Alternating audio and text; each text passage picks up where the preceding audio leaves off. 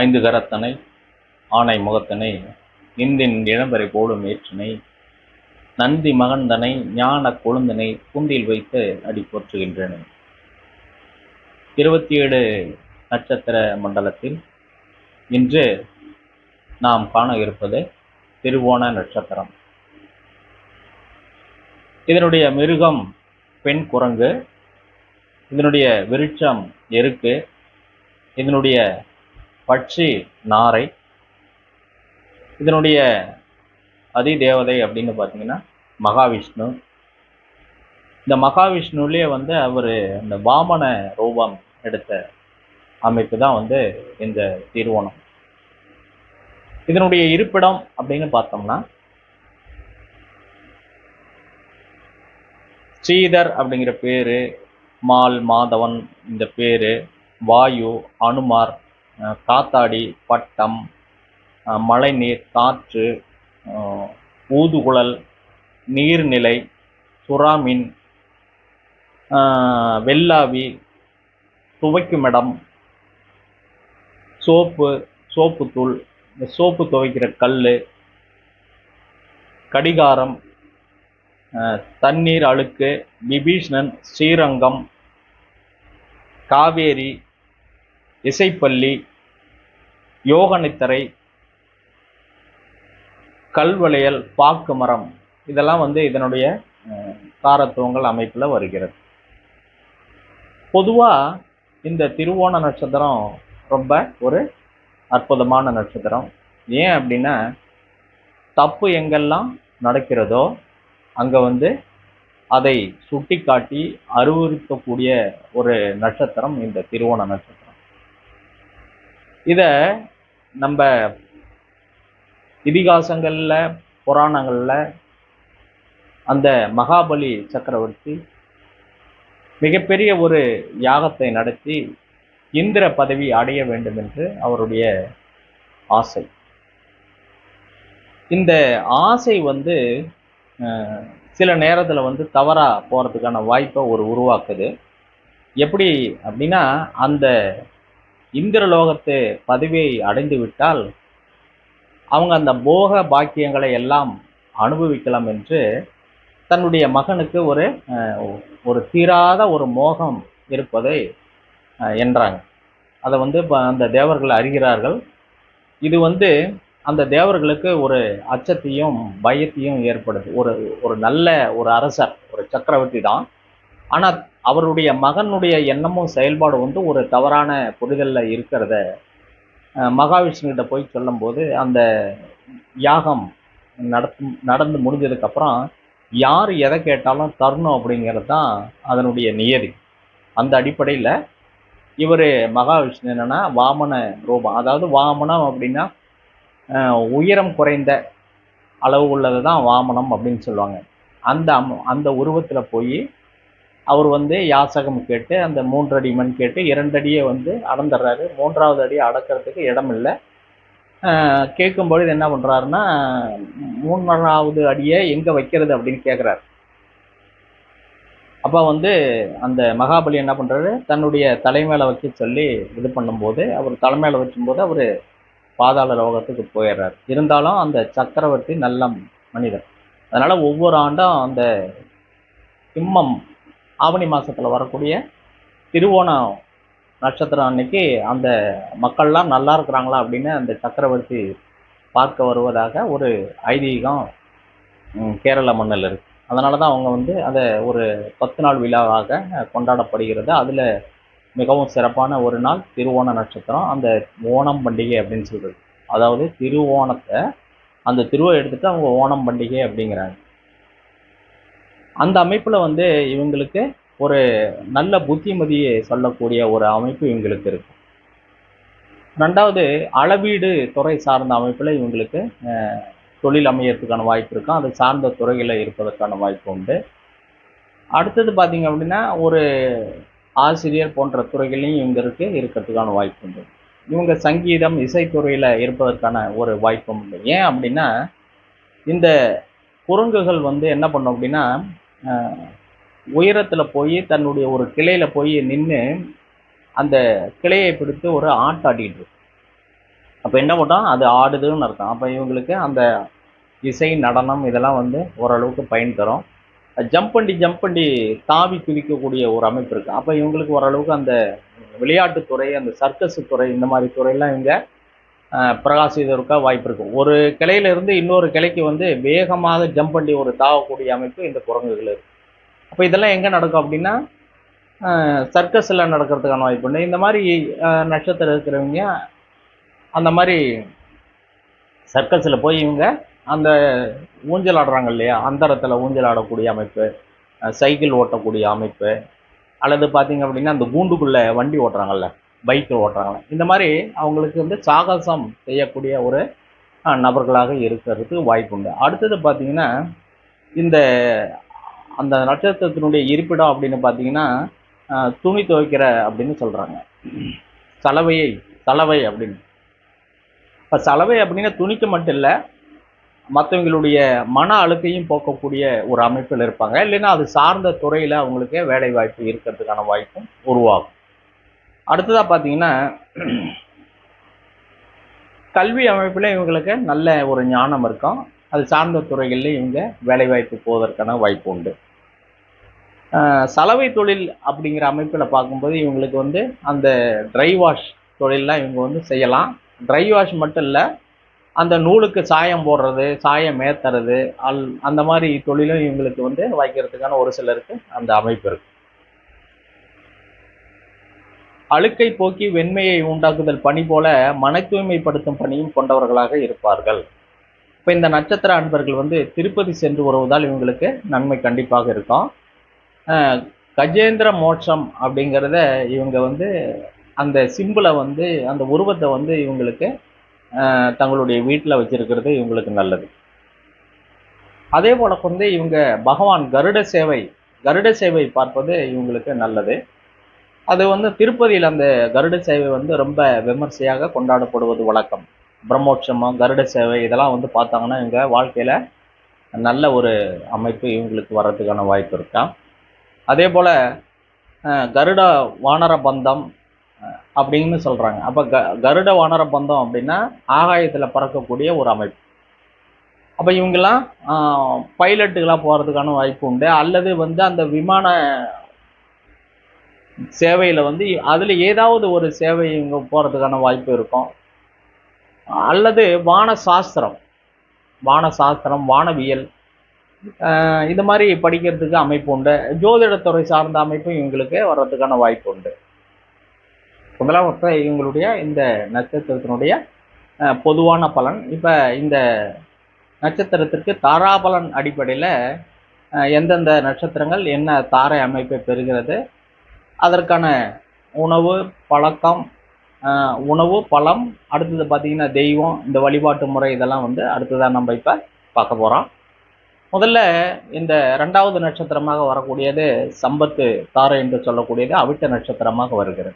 இப்போ இந்த அவிட்ட நட்சத்திரத்துக்கு வந்து பார்த்திங்கன்னா உணவு ஆப்பிள், தக்காளி, தோசை, அடுத்தது பார்த்திங்கன்னா மரம் வந்து வன்னி மரம், தளம், விருச்சகம் பார்த்திங்கன்னா இதுக்கு வன்னி மரம்.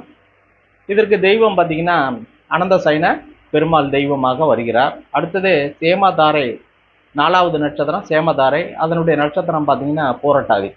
அப்போ அந்த பூரட்டாதிக்கு வந்து பழம் அப்படின்னு பார்த்தீங்கன்னா மாம்பழம், உணவு அப்படின்னு பார்த்தீங்கன்னா வறுத்த உணவுகள், அதாவது எண்ணெயில் வறுத்த உணவுகள். மரம் வந்து விருட்சம் அப்படின்னு பார்த்தீங்கன்னா தேமா மரம். இதனுடைய தெய்வம் அப்படின்னு பார்த்தீங்கன்னா ஏக பாதர், இதனுடைய தெய்வம். அப்போ சாதகத்தாரை என்று வரக்கூடியது 6வது நட்சத்திரமாக வரக்கூடியது ரேவதி. இதனுடைய பழம் அப்படின்னு பார்த்தீங்கன்னா இளந்தை. அடுத்தது இதனுடைய உணவு அப்படின்னு பார்த்தீங்கன்னா கரும்புச்சாறு. அடுத்தது விருட்சம் இலுப்பை. தெய்வம் அப்படின்னு பார்த்தீங்கன்னா உங்களுக்கு அரங்கநாதர். அடுத்ததாக பார்த்தீங்கன்னா மைத்திரேய தாரை என்று சொல்லக்கூடிய 8வது நட்சத்திரமாக வரக்கூடியது பரணி நட்சத்திரம். இப்போ பரணிக்கு வந்து நெல்லி மரம். உணவு பார்த்தீங்கன்னா அப்பம். யானை வந்து இதுக்கு வந்து மிருகமாக வருகிறது. வழிபாடு வந்து துர்க்கையினுடைய வழிபாடு. அடுத்தது பரம மைத்திரையாக வரக்கூடிய நட்சத்திரம் 9வது நட்சத்திரமாக வரக்கூடியது கார்த்திகை. இப்போ இந்த கார்த்திகை நட்சத்திரத்திற்கு பழமாக வரக்கூடியது பேரீச்சை. உணவு அப்படின்னு பார்த்தீங்கன்னா பருப்பால் செய்யப்பட்ட வடை. விருட்சம் அப்படின்னு பார்த்தீங்கன்னா உங்களுக்கு அத்திமரம். வழிபாட்டு கடவுள் வந்து முருகப்பெருமான். அடுத்தது சமுதாயத்தாறு என்று சொல்லக்கூடிய 11வது நட்சத்திரமாக வரக்கூடியது எதுன்னு பார்த்தீங்கன்னா உங்களுக்கு மிருகசீரிஷம் 11வது நட்சத்திரமாக வருகிறது. இதற்கு வந்து தேங்காய் வந்து பழமாகவும், அல்வா வந்து உணவாகவும், விருட்சம் வந்து கருங்காலியாகவும், தெய்வம் வந்து சிவபெருமான் அம்சமாகவும் வருகிறது. அடுத்தது அதிக நன்மை தார என்று சொல்லக்கூடிய நட்சத்திரம் புனர்பூச நட்சத்திரம். இதற்கு வந்து நம்ம கரும்பு ஜூஸ் எடுத்துக்கலாம். அடுத்தது மறிக்கொழுந்து அந்த இதை வந்து தெய்வங்களுக்கு சாத்தலாம். பாயாசம் வந்து உணவாக எடுத்துக்கொள்ளப்படுகிறது. விருட்சம் வந்து மூங்கில். வழிபாடு வந்து ராமபிரான். அடுத்தது பந்தம் சிறப்பு தாரைன்னு சொல்லக்கூடியது ஆயில்ய நட்சத்திரம். இதற்கு வந்து கீரை வந்து உணவாக முருங்கைக்கீரை சொல்லப்படுகிறது. உணவு பார்த்தீங்கன்னா இதில் வந்து நெய்வேத்தியமாக லட்டு வச்சுக்கலாம். விருட்சம் வந்து உங்களுக்கு புன்னை மரம். வழிபாட்டு தெய்வம் பார்த்தீங்கன்னா ஆதிசேஷன். அடுத்தது பார்த்தீங்கன்னா 17வது நட்சத்திரமாக வரக்கூடிய நன்மதாரம் என்று சொல்லக்கூடிய நட்சத்திரம் பூர நட்சத்திரம். இதற்கு வந்து எலுமிச்சம்பழம், தயிர் கட்டி. விருட்சம் பார்த்தீங்கன்னா பலாமரம். வழிபாடு வந்து ஆண்டாள். அடுத்தது சுபதாரை என்று சொல்லக்கூடிய 20வது நட்சத்திரம் சித்திரை நட்சத்திரம் வருகிறது. இதுக்கு வந்து பழம் வந்து பப்பாளி, சாத்துக்குடிய உணவாக எடுத்துக்கலாம். அடிஷனலாக பல ரசத்தையும் நம்ம எடுத்துக்கிறது நல்லது. இதனுடைய விருட்சம் வில்வ மரம். இதனுடைய தெய்வம் வந்து உங்களுக்கு சக்கரத்தாழ்வார். பிரபல்ய யோகத்தாரை அப்படின்னு சொல்லக்கூடியது 24வது நட்சத்திரம் கேட்டை நட்சத்திரமாக வருது. அப்போ இவங்க வந்து வல்லாரை செடி பழங்களை வந்து வல்லாரை கீரையும் செடி பழத்தையும் இவங்க உணவில் எடுத்துக்கொள்ளலாம். அதே போல் வந்து விருட்சம் அப்படின்னு பார்த்தீங்கன்னா பிராயன் மரம். அடுத்தது இதனுடைய வழிபாட்டு தெய்வம் அப்படின்னு பார்த்தீங்கன்னா வராக பெருமாள். அடுத்தது 27வது நட்சத்திரம் அபிஷேக தாரையாக வரக்கூடியது உத்திராட நட்சத்திரம். அப்போ இதுக்கு வந்து பலாமரம், சம்மங்கி, கொழுக்கட்டை, விநாயகர் வழிபாடு இதனுடைய அமைப்பில் நம்ம இப்போ தாராவளன 27 நட்சத்திரத்தில் இந்த திருவோணத்துக்கு என்னென்ன தாரையில் எந்தெந்த நட்சத்திரங்கள் பொருந்தி வருது அப்படின்னு இப்போ நம்ம பார்த்தோம். அடுத்ததாக இந்த திருவோண நட்சத்திரத்துக்கு முடக்கு நட்சத்திரமாக வரக்கூடியது அனுசம். வதை நட்சத்திரமாக வரக்கூடியது அஸ்வனி. வேதை நட்சத்திரமாக வரக்கூடியது திருவாதிரை. வைநாசிக நட்சத்திரமாக வரக்கூடியது விசாகம். அப்போ இதனுடைய உணவுகளை மரங்களை நாம் வந்து வழிபாடு ஹீலிங் செய்வது தவிர்க்கப்பட வேண்டும். அதனுடைய உணவுகளை நம்ம வந்து தவிர்ப்பது நல்லது. அது இந்த நட்சத்திரம் வர அன்னைக்கு இதனுடைய உணவுகளை நம்ம வந்து எடுத்துக்கொள்ளக்கூடாது. அதே போல் இதுக்கு வரக்கூடிய தெய்வங்களை இந்த நட்சத்திரம் வரும் நாளில் போய் வணங்கக்கூடாது. நீங்கள் மற்ற நாளில் போய் நீங்கள் வணங்கலாம். அதில் எந்த தவறுதல் ஏதும் இல்லை. இப்போ இந்த தாராவளன் அடிப்படையில் வரக்கூடிய இந்த நட்சத்திரங்களுக்கான பழம், உணவு, விருட்சம், தெய்வம் இது எல்லாமே கம்பைன் பண்ணி நம்ம அந்த ஜாதகரோட வழிபாட்டு முறைகளும் உணவியல் முறைகளும் எப்படி நம்ம சேர்த்துக்கலாம் அப்படிங்கிறத ஒரு சின்ன ஒரு அமைப்பில் ஒரு 10-15 பாயிண்ட்டு பார்ப்போம். பொதுவாக நம்மளுடைய ஜென்ம திதி, ஜென்மக்கிழமை, ஜென்ம நாம யோகம், ஜென்ம கரணம் இதெல்லாம் ஒரு பக்கம் நம்ம இருக்கட்டும். இதில் முக்கியமாக நம்ம கவனிக்க வேண்டியது என்னென்னா, நம்மளுக்கு ஜென்ம கிழமையை தவிர, நம்ம பிறந்த கிழமையை தவிர மற்ற எல்லா அமைப்புகளும் மாறும். 4 அமைப்புகளும் மாறும். என்ன மாறும் அப்படின்னு பார்த்தீங்கன்னா, திதி மாறும், நம்மளுடைய நட்சத்திரம் மாறும், நம்மளுடைய யோகம் மாறும், நம்மளுடைய கரணம் மாறும்.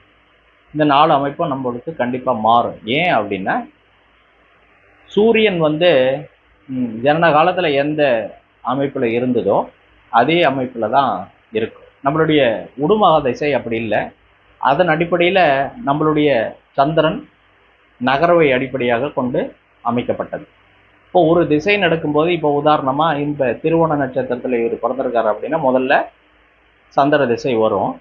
அதுக்கப்புறம் செவ்வாய் திசை வரும் இல்லையா? அப்போ இந்த செவ்வாய் எங்கே உக்காந்துருக்கிறாரோ அங்கே சந்திரன் பயணிப்பார். அதுதான் உடு மகாதிசை. இப்போ சந்திரன் என்ன நட்சத்திரம், அது செவ்வாய் என்ன நட்சத்திரத்தில் இருக்குதோ அந்த நட்சத்திரத்தில் போய் சந்திரன் நிற்பார். அதன் அடிப்படையில் தான் அந்த தசாபுத்தி இயங்கும் அப்படிங்கிறத நம்மளுடைய முன்னோர்கள். அப்போ அதுக்கான திதி மாறும், அதுக்கான நட்சத்திரம் மாறும், அதுக்கான யோகம் மாறும், அதுக்கான கரணம் மாறும். அப்போ நம்மளுடைய பிறந்த கிழமை ஒரு காலம் மாறாது. இப்போ நம்மளுடைய இந்த பிறந்த கிழமை என்பது தான் நமக்கு மிக மிக ஒரு முக்கியமான ஒரு அமைப்பை சொல்லுது. அப்போ மற்றது எது மாறினாலும் அதனோட நமக்கு நல்லதாக வர்ற அன்னைக்கு இதை நம்ம கம்பைன் பண்ணி நம்ம பரிகாரமோ அல்லது வழிபாடோ செய்துக்கிட்டே வந்தோம்னா நம்மள வாழ்க்கையில் நம்ம சில நல்ல விஷயங்களை உணர முடியும். அப்படிங்கிறது தான் இந்த அமைப்பில் தான் இந்த வழிபாட்டு முறையை, உணவு முறையை நம்ம இப்போ பார்க்க போகிறோம். ஜென்மத்திதி அல்லது ஜென்மக்கிழமை அவிட்ட நட்சத்திரம் வரும் நாளில் கொடுமுடி சென்று வன்னி மர வழிபாடு செய்வது மிகவும் சிறப்பு. ஏன்னா இந்த நட்சத்திரத்திற்கு சிவனும் வருகிறார், பெருமாளும் வருகிறார். அப்போ அங்கே சிவனும் பெருமாளும் இருக்காங்க, அங்கே வன்னி மரமும் இருக்குது. அதனால் அங்கே நீங்கள் வழிபாடு செய்வது ஒரு நல்ல பலனை தரும். ரேவதி நட்சத்திரத்தை இழுப்பு எண்ணெய்க்கு இந்த எண்ணெயை நீங்கள் அரங்கநாதர் ஆலயத்திற்கு தீபம் போடலாம். அதே நாளில் உங்கள் வீட்டிற்கும் நீங்கள் தீபம் ஏற்றுவது உங்களுக்கு ஒரு நல்ல பலனை தரும். பரணி நட்சத்திரம் வரும் நாளில் நீங்கள் கரும்பு ஜூஸை வாங்கி உங்களுடைய குடும்பத்தாருக்கும் உங்களுடைய நண்பர்களுக்கும் நீங்கள் கொடுக்கலாம். அதே போல் கார்த்திகை நட்சத்திரத்தை முருகப்பெருமாள் வழிபாடு மிகவும் சிறப்பு. அதுவும் மலை மேல் உள்ள முருகனை தரிசிப்பது உங்களுக்கு மிகவும் ஒரு நன்மையான பலனை தரும். பெருமாளுக்கு மறிக்கொழுந்து சாத்தி வழிபடுவது ஒரு வழக்கம் இருக்குது. அது அந்த பெருமாள் ஆலயங்களில் என்னைக்கு நடைபெறும் அப்படின்னு நீங்கள் தெரிஞ்சுக்கிட்டு அன்னைக்கு நீங்கள் மறிக்கொழுந்து வாங்கி அந்த இறைவனுக்கு கொடுத்து நீங்கள் சாற்றி வழிபட்டு வந்தீர்களானால் உங்களுக்கு ஒரு நல்ல நிகழ்வுகள் நடக்கும். புல்லாங்குழல் வாங்கி குருவாயூரப்பனுக்கு கொடுத்தால் அங்கே காணிக்கை செலுத்தலாம். அதே மாதிரி கருங்காலி மரத்தால் செய்யப்பட்ட மாலையை இவர்கள் கணித்தில் அணிந்துவது இவங்களுக்கு ஒரு நன்மையை ஏற்படுத்தும். சம்பத்து தாரையாக அவிட்ட நட்சத்திரம் வருதால் தங்க பொன்வண்டு உருவத்தை இவங்க படத்தை வீட்டில் மாட்டிக்கொள்ளலாம். பொன்வண்டு உருவம், அந்த பொன்வண்டு அப்படின்னு சொல்றது தங்கத்தால் ஆன மாதிரி ஒரு பொன்வண்டை ஃப்ரேம் மாட்டி அல்லது வைக்கலாம், அல்லது ஸ்டில்லாக கூட அவங்க வீட்டில் மாட்டி வைத்து அதை அடிக்கடி பார்ப்பது இவங்களுக்கு ஒரு நன்மையான பலனை தரும். அவிட்டம் என்பது சிவன் கையில் உள்ள உடுக்கை. அப்போ இவங்க அந்த சங்கீதத்தை, உடுக்கை சத்தத்தை அதிகமாக கேட்பது இவங்களுக்கு ஒரு நல்ல பலனை தரும். ரேவதி நட்சத்திரத்துக்கு உணவு அப்படின்னு பார்க்கும்போது கொத்தமல்லி உணவாக வருகிறது. அப்போ கொத்தமல்லி சாதம் செய்யலாம், கொத்தமல்லியில் தேநீர் அருந்தலாம். இதெல்லாம் இவங்களுக்கு தேக ஆரோக்கியத்திற்கும் வழிபாட்டிற்கும் ஒரு நல்ல பலனை தரும். அதே போல் மிருகசீரிசை இவங்களுக்கு ஒரு தாராபலன் அடிப்படையில் நல்லதாக வர்றதுனால இவங்க தேங்காய் பாலை உணவில் எடுப்பது நல்லது. அதோட கொழுக்கட்டையோடு சேர்த்து இந்த தேங்காய் பாலை இருந்து வருது போன்ற அமைப்புகளில் இவங்க செய்துக்கிட்டு வரலாம். அடுத்தது முருங்கை சார்ந்த உணவுகளை உணவாக எடுத்துக்கொள்வது எங்களுக்கு ஒரு நன்மையான பலனை தரும்.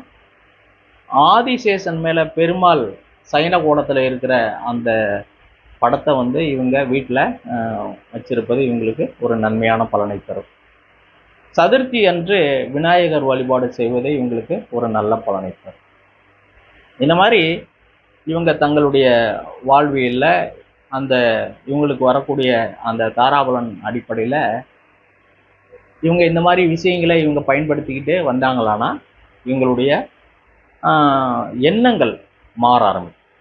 இப்போ ஒரு மனிதனுக்கு எண்ணங்கள் மாறினாவே அவனுடைய நோக்கம் மாறும், செயல்பாடு மாறும். முதல்ல நம்மளுடைய வழிபாட்டு முறை அப்படின்னு நீங்கள் வழிபாட்டுக்கு அப்படின்னு போனீங்கன்னா முதல்ல உங்களுடைய எண்ணம் முதல்ல மாறும். சிந்தனை மாறுச்சுன்னா நம்ம நினைக்கக்கூடியது நல்லதை நினைக்கக்கூடிய ஒரு சூழ்நிலையை உருவாக்கும். மற்ற கெட்ட விஷயங்களை நம்மளால் ஈஸியாக தவிர்க்கிறதுக்கு இது ஒரு அருமையான ஒரு சந்தர்ப்பமாக இருக்கும். அப்போ கெட்டதை முதல்ல நம்ம வெளியேற்றிட்டோம்னாவே நமக்குள்ள நல்லது வேகமாக வந்துடும். அதனால் இந்த வழிபாட்டு முறை என்பது என்னென்னா, நமக்கு நாமளே உருவாக்கி கொள்ளக்கூடிய ஒரு நல்ல விஷயம். அதை நம்ம உருவாக்கிக்கிட்டோன்னா நம்மளுடைய வாழ்க்கையில் நல்ல நிகழ்வுகள் நடப்பதற்கான ஒரு தொடக்கமாக இது இருக்கும். அதனால் இதை நீங்கள் பயன்படுத்துங்க, வாழ்க்கையில் முன்னுக்கு வாங்க. இந்த நேரத்தில் என்னுடைய இந்த ஆன்லைன் அபிராமி அஸ்ட்ரோ சேனலை சப்ஸ்கிரைப் செய்து கொள்ளுமாறு உங்களை அன்போடு கேட்டுக்கொள்கிறேன்.